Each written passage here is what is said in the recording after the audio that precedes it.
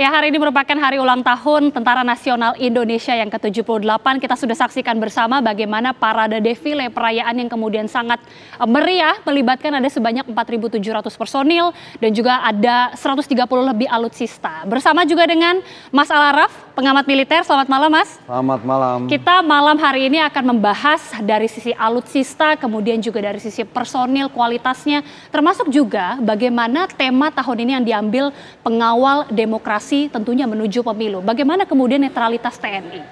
Tapi sebelum itu pemirsa, kami ajak Anda untuk melihat dari sisi alutsista Tentara Nasional Indonesia yang tentunya merupakan tentara rakyat, apa saja kemudian alutsista yang dimiliki oleh TNI dari 3 matra, dari darat, laut, dan juga udara. Kita lihat bersama, pertama ada kendaraan tempur lapis baja, 12.008 kendaraan tempur lapis baja yang kemudian dikerahkan pemirsa untuk mendukung kegiatan tugas pengamanan dan juga pengawalan tentunya.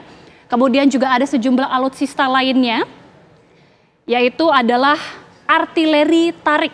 Nah, ini merupakan persenjataan darat yang paling mematikan pemirsa dan juga paling efektif.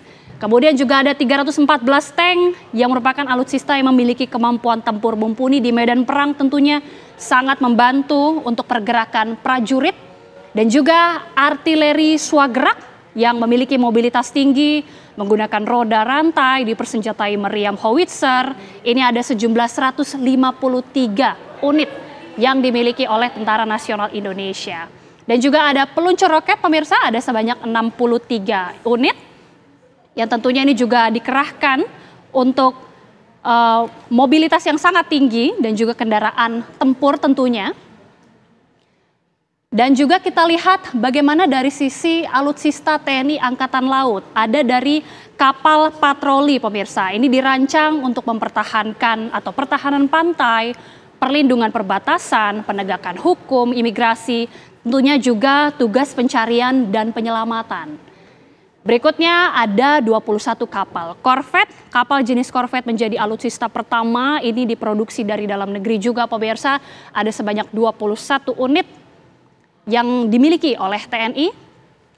Ada juga kapal penyapu ranjau, ditugaskan untuk membersihkan perairan Indonesia yang masih berpotensi bahaya ranjau. Secara umum juga menjaga perairan Indonesia agar bebas dari senjata bawah air. Kemudian juga ada 10 kapal fregat, salah satu jenis kapal kombatan yang tentunya digunakan untuk patroli samudra, pengawalan armada dagang, dan juga tanker di daerah rawan.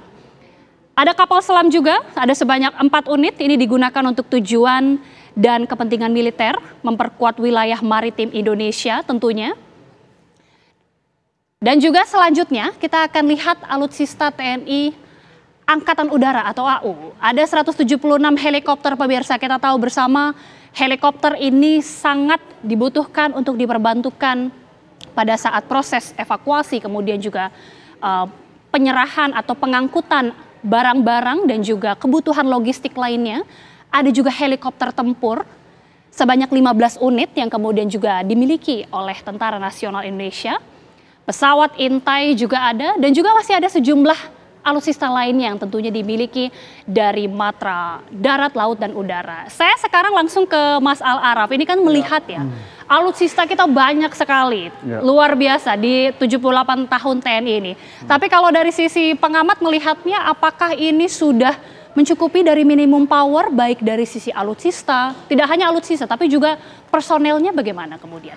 Ya, memang banyak orang melihat dalam perspektif hanya sebatas kuantitas ya, jumlah gitu. Tapi tidak melihat dalam perspektif kualitas gitu.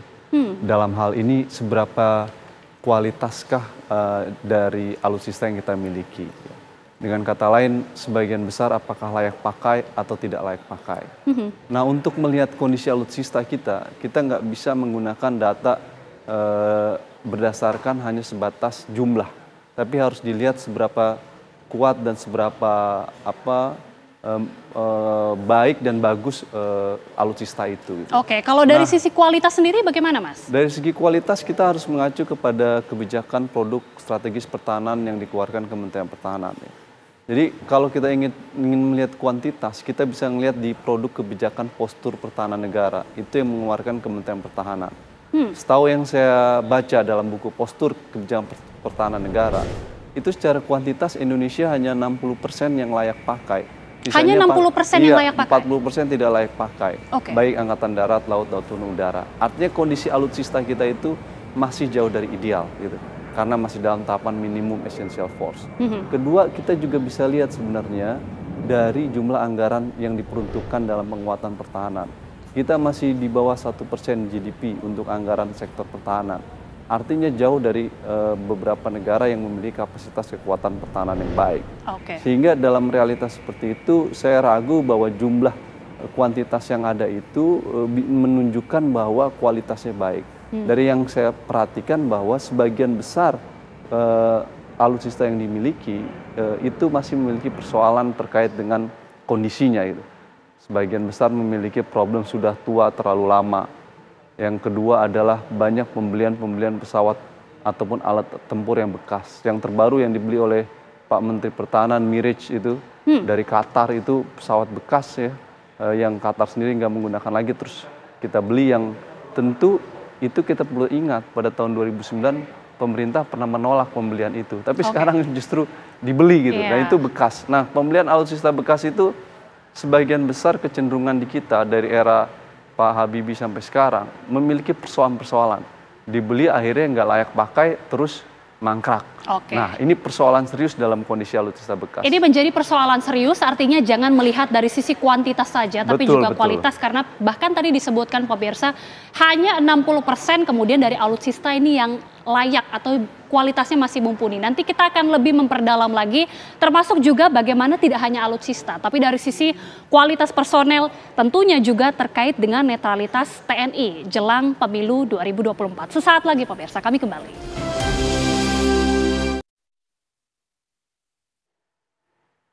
Ya, kembali lagi pemirsa, selain tadi membahas dari sisi alutsista yang tentunya masih harus dibenahi, salah satunya juga yang menjadi perhatian adalah SDM atau personil. Ini kan berkaitan juga Mas Al-Araf dengan tahun pemilu atau memasuki tahun politik, bahkan di tema HUT ke-78 ini pengawal menuju demokrasi atau pengawal demokrasi.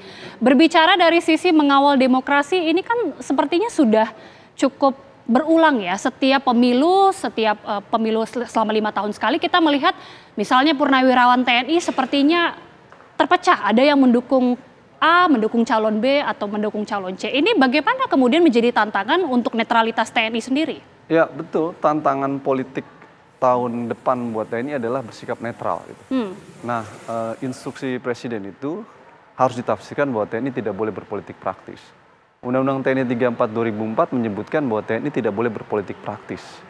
Nah, oleh karena tidak boleh mendukung salah satu kontestan kandidat atau terlibat dalam kegiatan politik praktis.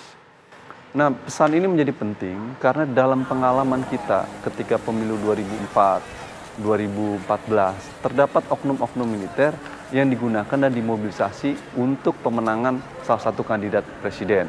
2004 ada penggunaan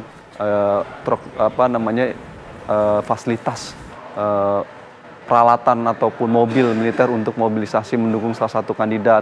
Tahun 2014 ada oknum anggota militer mendukung agar masyarakat mendukung salah satu kandidat. Ini tidak boleh.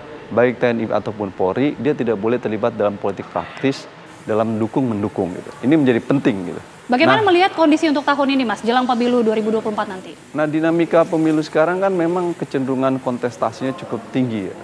Mungkin juga intensitas ketegangannya tinggi. Nah, oleh karena itu menjadi penting buat Bawaslu, masyarakat memperhatikan agar tidak boleh ada upaya keberpihakan oleh anggota militer untuk mendukung salah satu kandidat. Karena itu bertentangan dengan Undang-Undang TNI 34. Dari pengamatan Mas Al-Araf, apakah sudah terlihat mungkin ada tanda-tanda seperti itu atau sampai sejauh ini masih belum terbaca? Ya, tergantung perpanjangan masa waktu pensiun Panglima TNI, ya kan? Nah, kalau perpanjangan masa pensiun Panglima TNI diperpanjang, ya dia punya potensi-potensi yang kemudian menimbulkan dugaan-dugaan dan kecurigaan di publik dalam konteks politik gitu. Dan sekarang kan sedang diajukan di Mahkamah Konstitusi. Menurut saya sih proses rotasi di dalam tubuh TNI harus berjalan. Karena begini Mbak, kurang lebih ada sekian banyak perwira menengah di tubuh TNI. Itu tidak memiliki promosi dan jabatan karena jumlah jabatannya terbatas. Jadi menumpuk. Nah ini problem di organisasi TNI. Kenapa? Waktu Undang-Undang TNI disahkan masa pensiun diperpanjang, nggak diantisipasi, akhirnya menumpuk hari ini. Implikasinya didistribusikan ke lembaga sipil. Padahal itu melanggar Undang-Undang TNI. Duduk di jabatan Kementerian SDM atau di kementerian lain dan itu melanggar Undang-Undang TNI. Nah penumpukan ini harus diselesaikan dengan cara apa? Rotasi pergantian di dalam tubuh TNI harus bergerak. Gitu. Pergantian Panglima TNI juga perlu dilakukan. Itu menjadi penting. Iya, tadi kita sudah berbicara dari sisi alutsista, kemudian juga dari sisi personil atau pengembangan sumber daya manusia. Pemirsa, kita akan juga mendalami bagaimana juga alokasi anggaran yang selama ini juga sudah digelontorkan selama beberapa tahun terakhir. Kita akan saksikan bersama mulai dari tahun 2019, pemirsa. Ini ada sebanyak 115,4 triliun rupiah yang kemudian sudah digelontorkan pada tahun 2019. Anggaran yang sebenarnya kalau kita lihat angkanya sangat fantastis sepertinya, tapi nanti kita akan tanya ke Mas Al-Araf. Kemudian juga masih kita lihat untuk tahun nggak fantastis ya. Untuk tahun 2020 136,9 triliun rupiah, ini meningkat 21 triliun dibanding pada tahun 2019. Dan selanjutnya pada saat itu terjadi pandemi COVID-19 yang semakin masif sehingga kemudian pada tahun 2022, pemirsa, kita akan beralih ke anggaran pada tahun selanjutnya. Total anggaran 133,4. Sebelumnya pada tahun 2021 sempat 125 triliun karena refokusi anggaran COVID. Kemudian pada tahun 2022 ini kembali meningkat 8 triliun sejumlah 133,4. Dan pada tahun 2023 anggaran yang digelontorkan 134,32 triliun rupiah. Mas Al-Araf tadi mengatakan ini tidak fantastis. Kalau kita lihat kan padahal postur anggaran pada saat periode Pak atau Menteri Pertahanan yang periode sekarang ini semakin hari semakin meningkat atau semakin tahun semakin meningkat meskipun terhitung pada tahun 2021 karena refocusing. Artinya ini belum ideal, Mas. Memang ada kecenderungan peningkatan anggaran pertahanan negara. Tapi memang anggaran pertahanan kita masih di bawah 1% GDP-nya dibanding negara lain kita kalah. Tapi sangat dimaklumi karena ada kebutuhan-kebutuhan lain dalam konteks penanganan kesehatan, COVID, dan kebutuhan pangan, dan lain sebagainya. Tapi problem utama anggaran pertahanan itu, problem pertama-tama adalah bagaimana kita melakukan penggunaan anggaran secara transparan dan akuntabel. Nah, supaya tidak terjadi berbagai penyimpangan. Kadang-kala problemnya adalah transparansi dan akuntabilitas dalam penggunaan anggaran pertahanan, maksudnya pengadaan alutsista, terdapat dugaan-dugaan penyimpangan dalam pengadaan alutsista. Ini yang bermasalah. Yang kedua adalah bagaimana membangun skala prioritas. Nah, skala prioritas menjadi penting. Kalau kita memiliki anggaran pertahanan terbatas, maka kita harus punya skala prioritas. Jadi yang menjadi prioritas dengan anggaran yang Mas Al-Araf bilang mungkin tidak fantastis? Ya, anggaran pertahanan kita itu kurang lebih 60-70% habis untuk anggaran rutin. Gaji pegawai, operasional untuk pengadaan alutsista terbatas. Nah, dalam skala prioritas, kalau kita memiliki anggaran terbatas, maka kita harus fokus untuk memperkuat komponen utamanya, yakni TNI. Oleh karenanya program-program di luar komponen utama jangan dilakukan. Komponen utama yang harus diperkuat? Meningkatkan kesejahteraan prajurit, meningkatkan kekuatan alutsista. Konsekuensinya program-program di luar itu tidak diperlukan. Sayangnya Kementerian Pertahanan membuat program-program yang menurut saya tidak urgent dan membebani anggaran pertahanan. Contohnya program komponen cadangan pertahanan negara. Buat Komcat apa? Yang melibatkan warga sipil untuk dilatih itu menghabiskan anggaran sekian banyak gitu. Artinya tidak efektif? Tidak efektif. Bahkan di banyak negara, konsep tentang military conscription ataupun wajib militer atau seperti komponen cadangan, itu sudah dihapuskan karena memberi anggaran pertahanan. Kita sekarang sudah memasuki era generasi perang keempat, bahkan mungkin kelima, dengan model asymmetric warfare, dan kita lebih mengedepankan pembangunan teknologi pertahanan. Jadi dunia global dalam konteks perang itu lebih mengedepankan dua hal, penguatan teknologi pertahanan, yang kedua mengantisipasi dunia cyber. Sehingga ini yang harus diantisipasi, bukan memperkuat jumlah manusianya seperti pembangunan komponen cadangan. Ini kita udah masuk era perang modern, teknologi pertahanan menjadi tumbuh. Nah, saya melihat Kementerian Pertahanan tidak memiliki kacamata yang cukup baik dan komprehensif untuk membangun skala prioritas. Akhirnya anggaran tidak efektif dan tidak efisien digunakan. Belum lagi kalau kemudian program food estate gitu ya di Kalimantan yang gagal, yang justru menimbulkan kerusakan lingkungan. It's problem. Iya, mudah-mudahan di hari ulang tahun ke-78 TNI ini masukan-masukan ini tentunya bisa semakin diperbarui sementara dan juga tentunya TNI bisa semakin. Saya hanya ingin mengatakan kita ingin membangun tentara yang profesional. Betul. Oleh karenanya dia harus sejahtera dan dia harus kuat alutsistanya. Baik. Jangan terlibat dalam politik praktis. Betul. Terima kasih sekali lagi Mas Al-Araf, pengamat militer, sudah bergabung bersama kami di Apa Kabar Indonesia Malam. Dan pemirsa, usai sudah Apa Kabar Indonesia Malam bersama Agita Mahlika dan juga Caca Anissa. Betul Caca? Ya benar sekali Agita, ini luar biasa, ada pameran alutsista di depan kita, mulai dari kapal selam, ada pesawat tempur, bahkan juga alutsista lain-lain. Ini sayang sekali saya tidak bisa kemudian ikut berdialog dengan Mas Al-Araf. Tapi kita harus menutup pemirsa Apa Kabar Indonesia Malam hari ini, yang mana sesaat lagi nanti Anda dapat menyaksikan Dua Sisi bersama Dwi Anggia dengan judul Mentan Disasar, Koalisi Perubahan Besar. Itu yang nanti akan kita saksikan saat lagi. Tapi saya Caca Anissa dan saya Agita Mahlika mengucapkan terima kasih atas kebersamaan Anda di Apa Kabar Indonesia Malam. Selamat malam. Sampai jumpa.